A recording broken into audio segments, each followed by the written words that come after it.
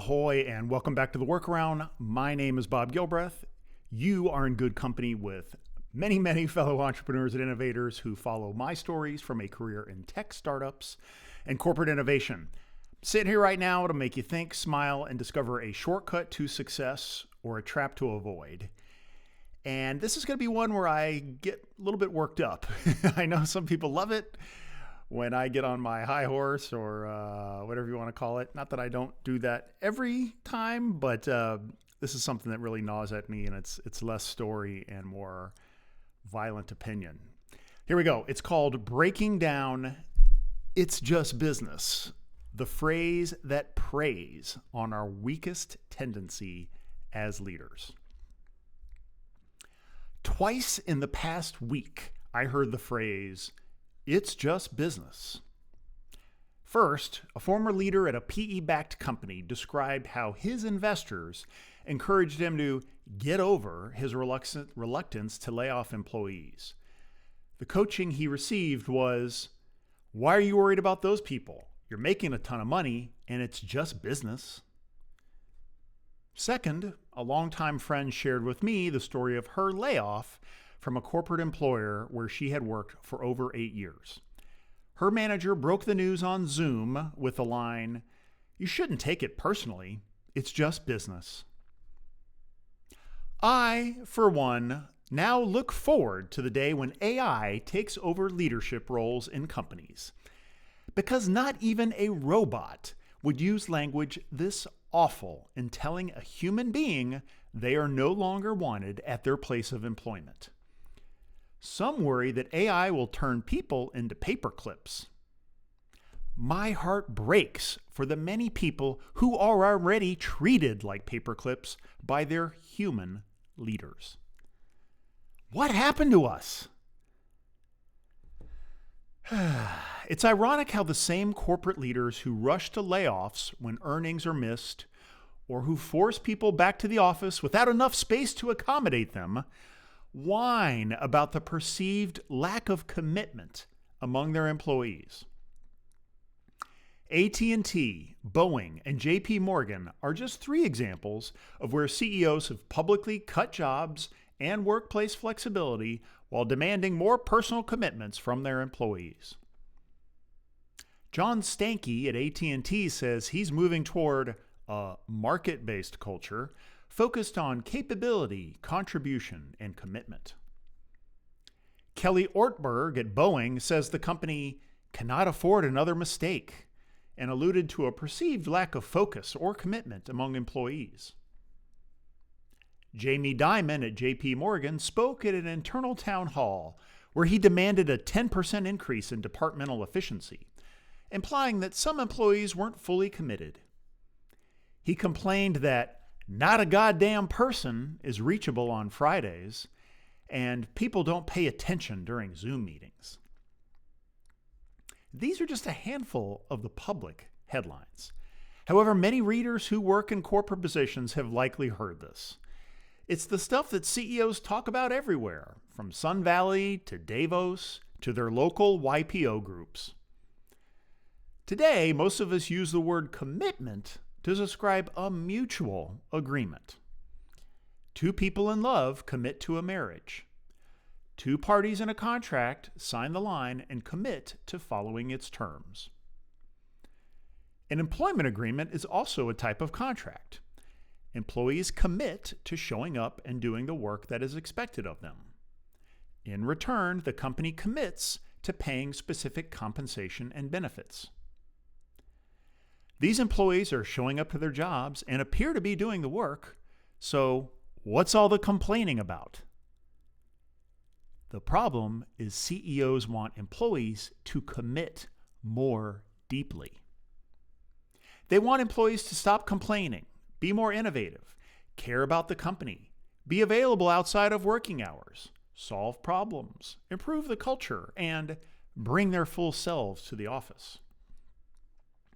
Now, it makes sense that they want employees to go beyond what is outlined in a contract.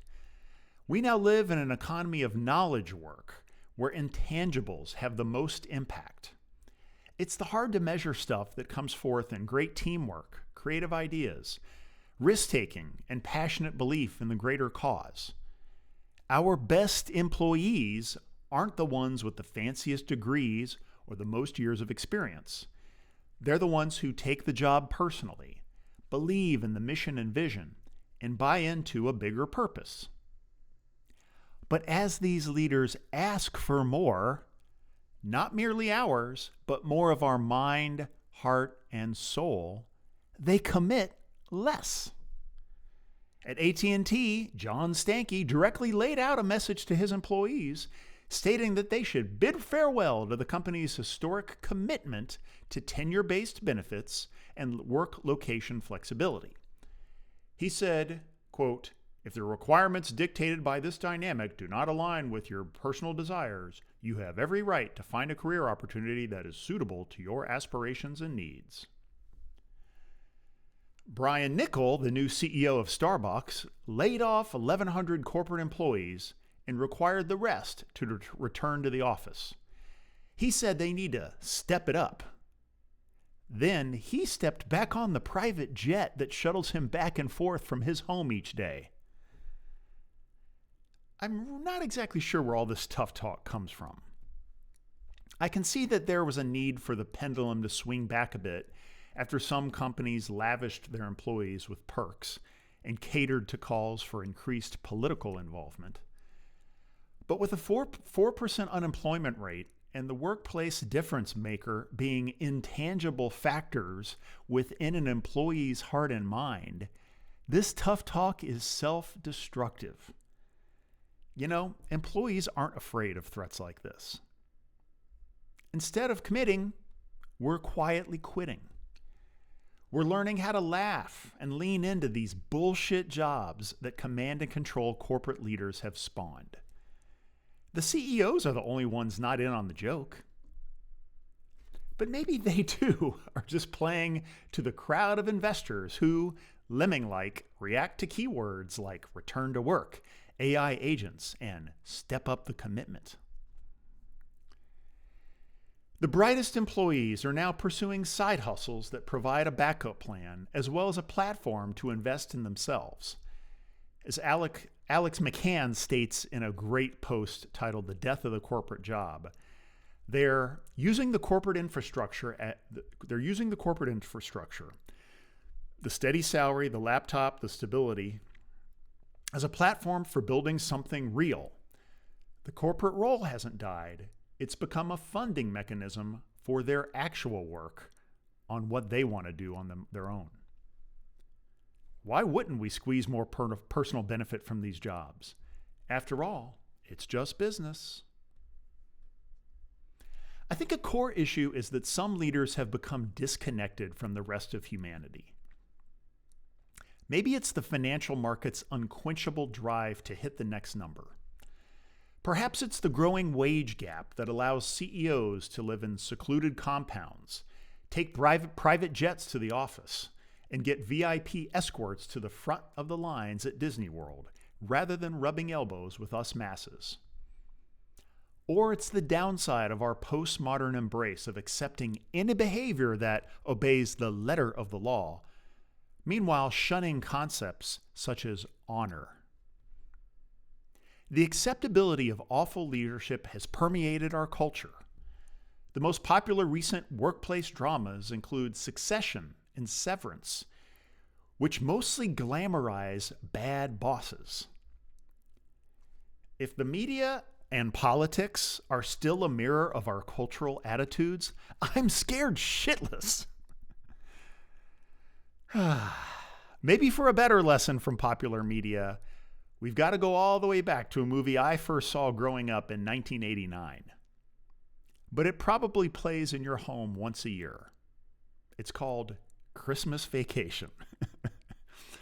Our hero, Clark, navigates his family through the silly season while eagerly anticipating his annual holiday bonus.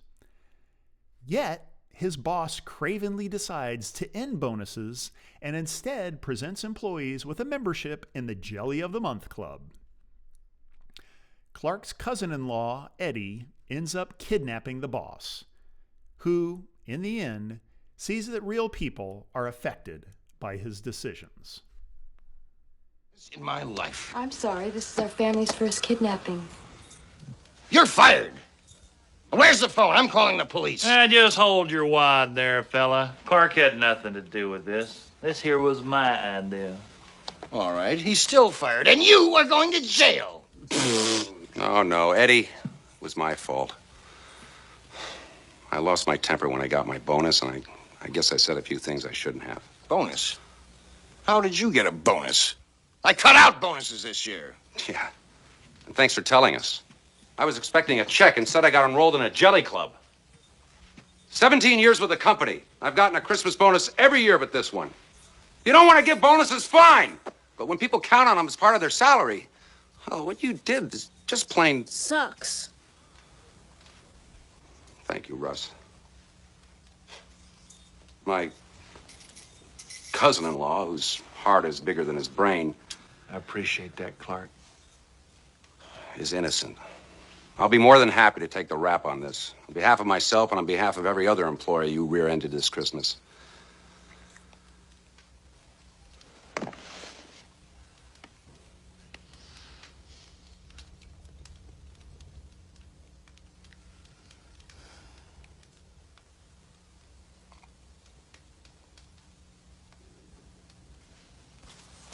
Look, sometimes things look good on paper, but lose their luster when you see how it affects real folks. I guess a healthy bottom line doesn't mean much if to get it you have to hurt the ones you depend on. It's people that make the difference. Little people like you. Even the boss's wife and the city police captain agree that canceling bonuses was a cheap, lousy way to save a buck. It's a silly movie, of course, but it's proof that at one point, we openly joked about how rare and awful a tactic like this would be in any town, USA. Actually, we could even go way back to another, older Christmas story for the same lesson. Scrooge in A Christmas Carol in 1843. Today, not so much.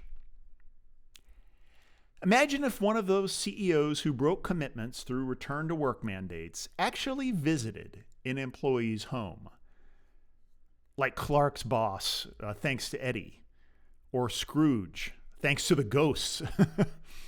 They might find someone who helped care for a sick parent in the final months of their life, or someone who was home for dinner with their family each night instead of being stuck in soul-killing traffic. And in return for this freedom and mutual commitment, they wouldn't complain when asked to join a conference call with the India team at 10 p.m. on a Sunday. Whatever the reason, the phrase, "it's just business," is a fitting artifact of what we've lost. Nothing in work is just business. Work is where we spend most of our waking lives. We work to provide resources and a future for our family. We're under continual pressure to do it better and in new ways. Now, gearing up to compete with an AI bot that our bosses gleefully tell investors is expected to replace us soon.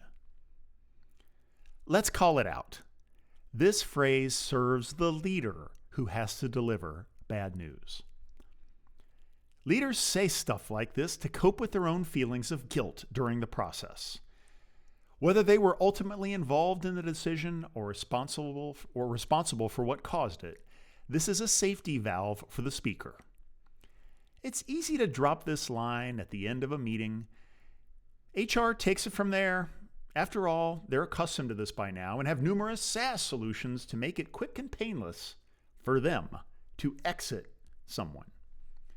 The impacted FTEs will be gone by the end of the day, if not sooner. We'll tell a little story to ourselves about how we had to do it, and we'll pack away any guilt so that we can get back to hitting that quarter's numbers. Sadly, there aren't enough Eddies or ghosts or Christmases in the world to show these leaders what happens when those people have to tell their families what happened at the dinner table that night. Large companies are making layoffs, reorgs, and returns to work common, yet fail to teach their managers how to deliver with humanity, causing pain on all sides. HR is more of a legal function than a counselor of people.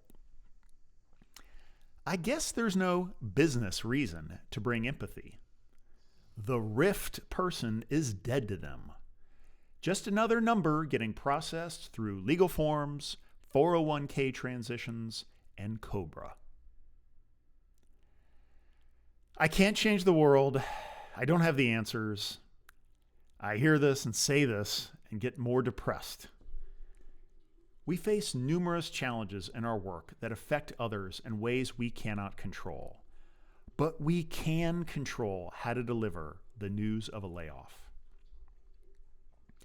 I've had to perform layoffs due to my screw-ups as a leader.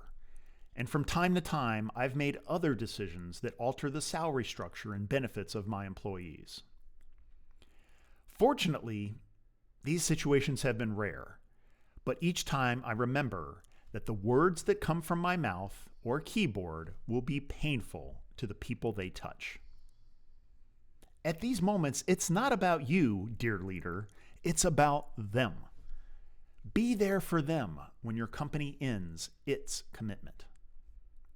Never say words like, it's just business or it's not personal. We as leaders have no right to dictate how another person should feel. If you work for someone who does this, executing their orders, you're complicit. You're part of the problem, and you're also karmically bound to be just businessed one day. When you have to do this deed, look the human across from you in the eyes and tell them there is no longer a place for them on your team. You owe them this. Put on your big boy or big girl pants and do what needs to be done with empathy and directness. Lean into the feelings that you and they have. See the easy way, which would be excuses and blaming others, and avoid it. Go toward what makes you uncomfortable, because it will make this human before you more comfortable at an awful time. And it will drive home lessons that will last for the rest of your career. Hopefully, by directly experiencing what this feels like, you will be more motivated to help prevent it from happening in the future. If it's your decision, admit it. I screwed up and I have to fix things, and I'm sorry that it is impacting your life in this way. If you're forced to act as executioner, show empathy. I can't explain how or why it happened, but I am so sorry. In both, I am so sorry you are being impacted, and I would like to be as helpful as possible in getting you to your next role. People are struggling everywhere in life, always have, always will. But when we lead people, we have a special responsibility and opportunity to make life a tiny bit better, even and especially when you have to be the bearer of bad news. Maybe media and society no longer judge our decisions with a moral filter, but we still must live with ourselves. The judge within us never forgets and always issues a lifetime sentence. This is your moment of truth. This is your God or the universe looking down and watching what you will do with your free will. Make the most of it. Make a difference in someone's life, and it will make you a better person in the process. Whew, okay, that's a heavy one. Hey, how we might work together. Fleet is our holding company for services businesses. We invest in leaders that are ready to start their own companies. We also do a little M&A. If this might be you, please hit my office hours link. A2 Influence is our content development agency that helps some of the biggest brands and retailers create and distribute authentic content at scale. The team is gearing up to go to grocery shop in a couple of weeks and would love to meet you if you're going to be out there in Vegas. Revelin is our consulting practice that helps with revenue alignment, growth management, and other RevOps functions. Would love to give you a free assessment of your business. And finally, feel free to schedule a chat during my open office hours. It's an opportunity to discuss questions, feedback, networking, or any other topic. Seriously, any topic, don't be shy. And of course, you can reach out to me on LinkedIn and email. And then finally, the cool content of the week. A little something I found meaningful. You might agree. This is something that I got to speak on recently. Jeremy Toman and I, we've been at the intersections of startups and digital media for our decades-long careers. Still, crazily, we only first met a few months ago through a meetup within an investment group that we're part of. But we hit it off right from the start by sharing our ups and downs in this nutty journey. So I was thrilled to join him last week on his fast-growing podcast called Founder at 50. Jeremy is really awesome at extracting insights from early in his guests' careers, offering lessons for entrepreneurs and corporate executives, whether they're just getting started or pondering which final mountain they wish to conquer. So check out the conversation here. I've got links below. And be sure to subscribe to Jeremy's podcast. You can find it on Substack, wherever podcasts are sold, and on YouTube. And again, he's got some great guests so far, and I know many more to come. So thanks, Jeremy, for the opportunity. Check that out. And ahoy for now.